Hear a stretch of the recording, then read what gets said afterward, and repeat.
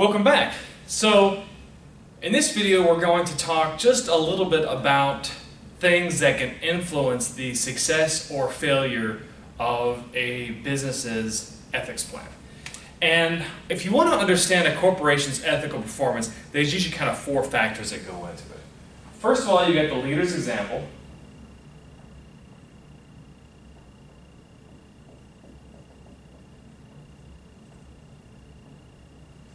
You've also got company strategies and policies.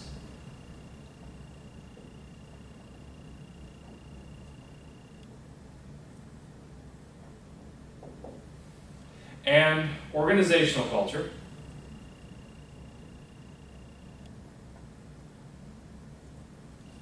And then individual characteristics.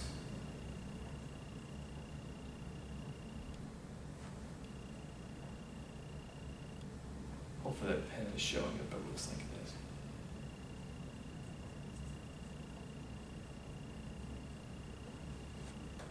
Okay, great. So let's kind of pick these apart one at a time. Of course, the leader's example is important.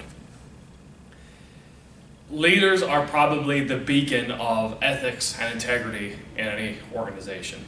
And one of the things that you have to remember is that if a member of a leadership team executes a minor ethical transgression, then subordinates in that firm will use that as an opportunity to take things way out of proportion. So if you do, as a leader, if you give up 2 inches of your integrity, your subordinates will take at least 3 feet. They'll say, well, the boss did this one thing, so therefore I can do this other, totally unrelated thing. So you have to remember as a leader, the magnifying glass is always right on you. So you have to be at your best from an ethics perspective all the time. Okay. Another thing that's important, you will have ethics seminars, and they may be conducted by someone from the executive team or more typically probably someone from human resources, and they'll be talking about good and bad behavior and things like that. The worst thing that a leader or a manager can do is be in those meetings and be going, do I have to be here, or checking the watch, ruffling a newspaper, making sure that the HR person understands that it's a waste of their time as managers to be there, because then subordinates will think that this is not important as well. The best thing as a leader that a leader can do is chime in on the importance of it, give examples, lead by example, of course. I used to have a boss that used to do this, and I thought it was actually an interesting practice. He would have someone from human resources write out an ethics statement, and before he would sign it, or in addition to his signature block where he would sign, he'd put like a little note in cursive kind of in the bottom left-hand corner, and it'd have comments like, this is really important, I'll be watching you, or something like that to emphasize it was very important to him. I don't know that that's something everyone should do, but it was an example that certainly has remained with me. But again, just remember, if you make any sort of little ethical transgression, even stealing, you see this all the time in corporate companies, right? You've got the manager that steals a box full of pens or some paper and takes it home, and it's like, 2 pens or 1 ream of paper. If subordinates see you doing that, then, they'll start taking, 20 pens, 20 reams of paper. One example that actually comes to mind from my personal experience of a leader's example. When I was in graduate school, we had an exec ed area, like an MBA lounge where executive education would occur. And they had, for MBA students, so some of you may or may not know this, but MBA students pay a lot of money in tuition to take those courses. I mean, it's usually double or triple what regular tuition is, and exec ed is just an exorbitant amount of money. And because they were paying all that money, they got little perks that the rest of us in the school didn't get. They had like a special coffee lounge. They had those Nescafe capsules, not like the ones you buy in the grocery here, but like these real fancy ones. They were like $1 or $2 a caplet, and they had like so they had the fancy coffee. You get tea and juice. You could get yogurt, cookies, brownies. I mean, just anything you could ever imagine for snacks. It was one of the few places, because I went to graduate school in France, is one of the few places in the entire school there was actually a clean bathroom, which was also kind of a privilege of exec ed. Anyhow, the only people who were allowed in that exec ed lounge were professors who were teaching executive ed or MBA students, and MBA students and executive ed students. Nobody else was allowed in that lounge, so no undergrads, no regular master's students, no faculty, no staff. Well, I happened to notice there were some faculty teaching MBA students, but they weren't always teaching them all the time, but they knew the code to get into the exec area anyhow. So they would kind of punch the thing in there and go in there and take coffee or snacks even though they weren't teaching those students. And I wanted to go in there, so I was on the bus one day and I heard a bunch of MBA students and they'd been drinking and they were bragging about what the code was, so of course I made a note of it. And then I started going in there too. And we had this head of our Ph.D. program who was, I guess, he wasn't my dissertation supervisor, but he was more like my administrative boss. And he was drinking coffee in there, and I was getting some coffee, and he looked at me and said, well, what are you doing here? And I looked right back at him, and I said, I'm doing the same thing you're doing. I'm stealing coffee. So he executed some sort of a minor ethical transgression by taking coffee when he wasn't directly teaching it, and so I interpreted it as I could take coffee too at any time, because he was. Then what that evolved into is all of us in the PhD program were going into the exec lounge and we were taking coffee because we pointed out that the head of the PhD program was taking it. And then that went from just taking a coffee here and there to taking 2 coffees a day to taking all the pastries, muffins, brownies, oranges, pears, fruit juice, and yogurt that was available. So then they had to start pouring more and more money into this exec ed lounge, and then all faculty started going in there, and then the secretaries and union representatives and all these other people started going into the exec lounge, and everybody was just taking as much coffee, candy, fruit, and anything else they get out of that lounge. And it got to the point that the school was paying, someone told me, 10,000 euros a month to keep this lounge stocked because the whole school was treating it like a free buffet. So if the head of the PhD program had just not taken that coffee, then none of us would have been going in there to take coffee and everything else we get their hands on. So it was something as simple as him taking a coffee a couple times when he shouldn't have, which evolved into everybody taking as much food, drinks, etc. as they could possibly get. So a leader's example is very, very important. Another thing is strategies and policies are huge in determining how a firm performs from an ethical standard. A big part, of course, for senior managers or executives is to create some sort of a competitive advantage, a competitive strategy that lets a company meet its financial goals without basically encouraging some sort of unethical behavior. Now, the problem is twofold. Sometimes your performance goals are so unrealistic that basically subordinates have to do or take ethical shortcuts in order to meet those goals. So one thing that I would advise you to do is whenever you have a strategy, you come up with some sort of objective for your company, just check with your subordinates and say, hey, is this a realistic expectation? Do you think you can achieve this? What things can I do as a manager to help you achieve or help you support our mission if you cannot meet those goals? Because if you don't, then they start taking those shortcuts, and of course that winds up eventually coming back to you as a manager. And furthermore, and we'll talk more about this in corporate governance, but rewards and compensation systems can also make employees go for the ethical shortcuts. You think about, for example, commission-based employment is a great example. If you encourage employees to make sales no matter what in order to get their commissions, then of course when you use those terms like no matter what, they will do no matter what, whether it's ethical or not, in order to make their end of the month goals or sales projections. So keep that in mind. Don't have your strategy of a company result in this pressure cooker environment in a firm, which would encourage employees, of course, to make ethical compromises. And there are many, many firms that, Lehman Brothers, Enron, these are all great examples of firms that had strategies that created an organizational environment where individuals took ethical shortcuts.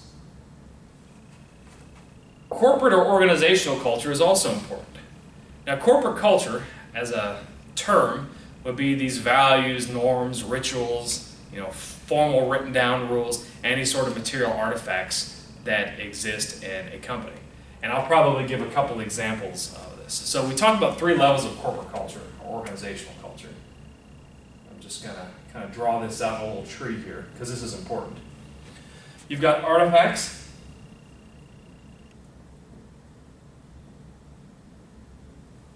You've got espoused values.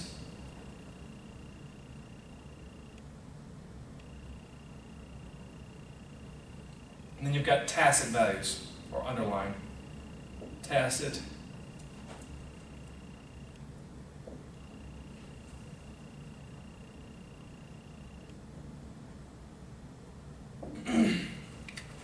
I'll use my graduate school again as an example of how these things can kind of influence organizational culture. Okay, so I went to graduate school in France, and that is a country with what we would call a high power distance culture.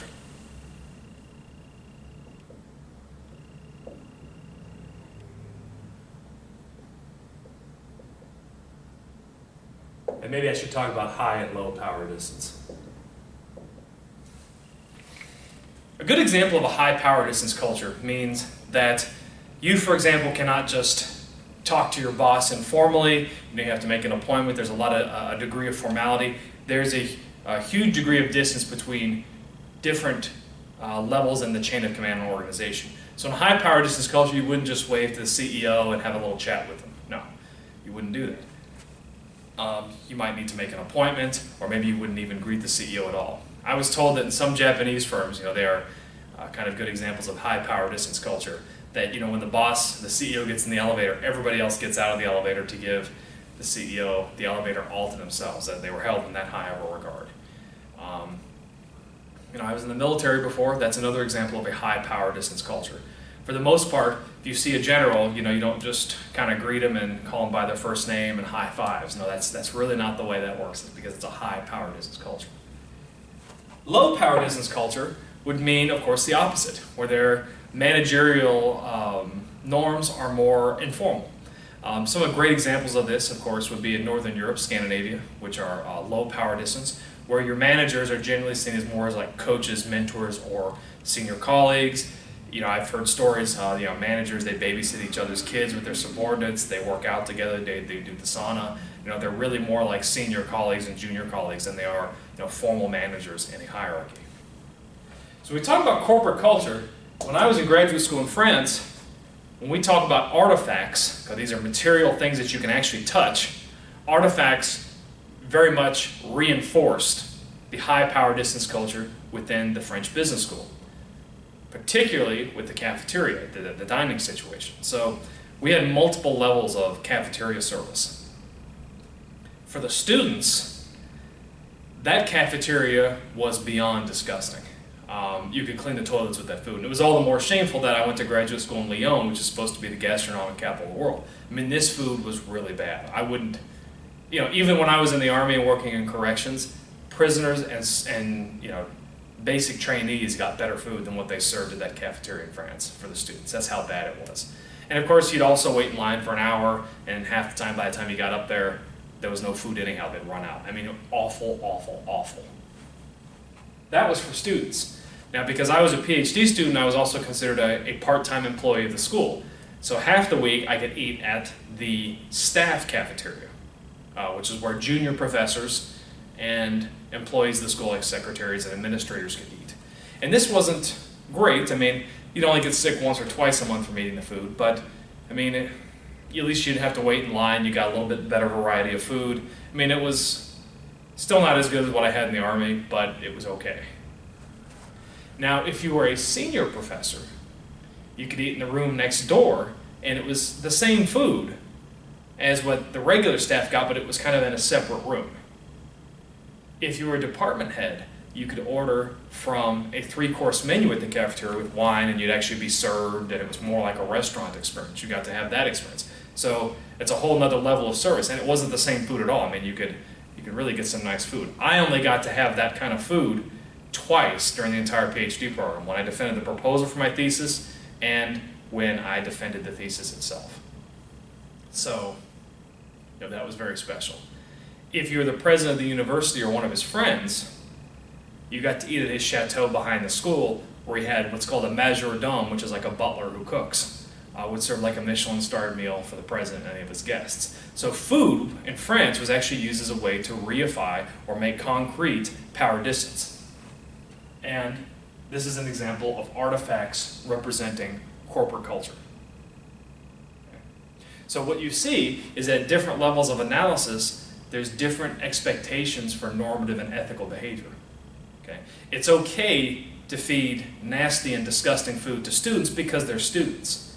Whereas it would be unacceptable for the president to have anything less than a one-star Michelin meal because of his status. So you see that there's kind of different rules for different levels of analysis. I don't necessarily agree with this, but I'm just explaining something that happened. Espoused values. One of the greatest examples of espoused values are those motivational posters that they had during the 1990s. You know, you'd see like a water droplet in a lake and it would say courage. Now, what in the world a water droplet has to do with courage, I have no idea. But those are the pictures that you'd see everywhere. We had these in the Army too. There'd be a picture of somebody embodying one of the Army values. The point about espoused values is that they're things that are put in writing, and you can ask anybody in the firm, hey, what does courage in this organization mean? And they should say, well, courage means, you know, standing up for right and wrong, or integrity means not taking money. I mean, they can tell you exactly what it is. They can look it up, or they can point to one of those corny pictures on the wall. Those are espoused values. Then we also have tacit, underlying, or implied. These are all synonyms. Tacit typically refers to things like within a social contract. If you were to ask someone, hey, why do you do it this way? And they can't say because it embodies courage or integrity or something, it's probably tacit underlying values. You might get an answer like, well, that's just the way we do things around here. Well, that's just the way I've been taught. You don't really know why you do things a certain way, you just do them that way. And that's an example of tacit underlying values. So all three of these, artifacts, espoused values, and tacit underlying values, can influence corporate culture and influence the way a company or the different levels of analysis in a company might behave. Then we have individual characteristics. Okay? You know, don't get me wrong, the leader's example, the strategies and policies and the org culture is very, very important. But at the end of the day, it also boils down to how people within a firm behave. You know, we don't know a lot about exactly how personality traits influence culture, but we know that they do. Some people will tend to always stand up for what they believe in. Some will blend to the corporate culture. It seems to have that whole debate between nature versus nurture. Some people would be born to follow things ethically, therefore nature, and some would be influenced by their environment, therefore nurture. But individual characteristics and their experiences and kind of whatever kind of person they are, they would bring those ethical characteristics, those ethical compasses with them to their firm, and that would have some sort of an impact on a corporation's ethical performance. So here's just kind of some tips on how to manage an ethics program.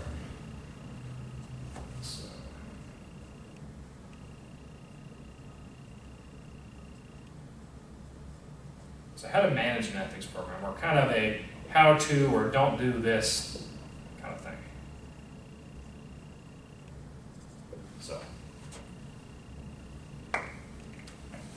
So first of all, establish standards and procedures. Put them in writing and train people on them. Okay? It's always a good idea when you have a new employee, give them some sort of rudimentary ethics training right off the bat. Let them know where regulations are. I mean, a lot of things with ethics, if you can give an employee a manual and tell them how to use the manual and where to look things up, you can kind of help them negotiate or navigate a lot of routine problems, and therefore there wouldn't be any sort of ethical compromise. So put things in writing so people know what to do. Create high-level oversight. Now you can have, for example, a department, a specific department like an ombudsman or an inspector general or something like that set up so that ethical people who have witnessed violations of ethics can report them in a safe, anonymous way, and that way they can be weeded out. That's one way to do it. But and again, the biggest thing you have to do is create a culture where managers and executives feel that ethics is important and they need to be actively involved in the management of the ethics program. That's huge. Screening out criminals, that's a hard one. So basically what I mean by that is screening out criminal behavior within the firm. Okay? Making sure that you establish very clearly what is legal and what is illegal within a firm, and making sure that people understand the right and wrong behind that. What I'm not saying is that people with a criminal background are necessarily disqualified from a firm and therefore they would behave unethical. This is a whole debate that we'll talk more about in our section on equal opportunity, whether people with a criminal past should be members of a protected group or not. But we'll talk about more about that later. Regularly, frequently, and clearly communicate ethical standards to all employees. This is huge. Let employees know, hey, did you know that this happened in this other side of the business, and this is how we resolved it, or this is how we didn't resolve it? Good job, Dave, you did something ethical, or maybe you wouldn't say bad job, Dave, you wouldn't name the person, but you say this person committed some sort of an ethical violation, this is why they did something wrong, this is how we can prevent this in the future. Again, I mentioned with high-level oversight, maybe you might want to set up a hotline. Some companies have like an email address you can send complaints to, or a telephone number, things like that. The danger of that, again, sometimes you have people abusing the hotline. They have some sort of a minor complaint against their boss. It can wind up resulting in a lot of time wasted, but for every 100 calls on a hotline that are just a waste of time, if there's one ethical violation that you can stop or you can catch, then it's probably worth it. Make sure that you set uniform standards across the board. You can't say, well, I really like Dave, he's a good worker, so we're going to let this unethical behavior slide just this one time. That will let other people within the firm know that they can also commit ethical violations and get away with it. That's not what you want to do. Okay? Set standards and apply them uniformly across the firm. Figure out if there's any holes within your ethics program. If there's any areas of risk, you can go ahead and modify your program. And there's two schools of implementing an ethics program. There's the ethics approach and the compliance approach.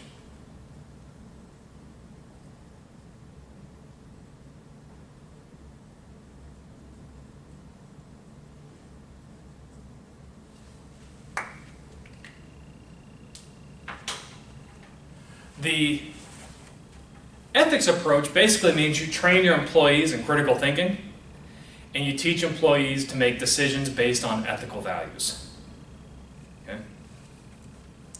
So for example, you could give case studies and things like that and say, well, Dave was in this kind of a situation, Dave had trouble figuring it out, this is the way Dave thought through the problem, and when you're in your own situation, you can use this same kind of thought process to resolve your own ethical dilemmas. An ethics approach basically trusts employees, thinks of them as generally good, and then if you give them the right kind of training, they can think critically about an ethics problem, and they can handle those situations on their own. The compliance approach, on the other hand, emphasizes following regulations, the letter of the law, and policies. So, from an ethics approach, if I said to someone, hey, do you think this is the right thing to do? They could say, well, let me think about this, okay, I'll kind of structure the problem, come up with my framework, and based on this kind of thought process, yeah, I think that's an ethical thing, or I don't think it is. The compliance approach would be, if you ask the person, hey, is this ethical behavior? They'd say, well, what does the regulation say? They'd look it up. It's in the regulation, this is ethical or unethical. Neither approach is perfect. The compliance approach works best when employees deal with routine situations. Certain kinds of things will happen every single day within a firm, and using the compliance approach can help them resolve those very low-level, basic ethical dilemmas. For example, there's only certain ways to report safety violations. There's only certain ways to swipe a credit card. Anything that deals with regulation or routine situations, a compliance approach is great. The ethics approach typically takes more time, but it can help you deal with those kinds of problems that the compliance approach does not deal with. In a compliance approach, if something isn't a regulation, then suddenly you've left the employee out on their own, and they may not know what to do, and they may make an ethical decision that you, as a corporation, do not like.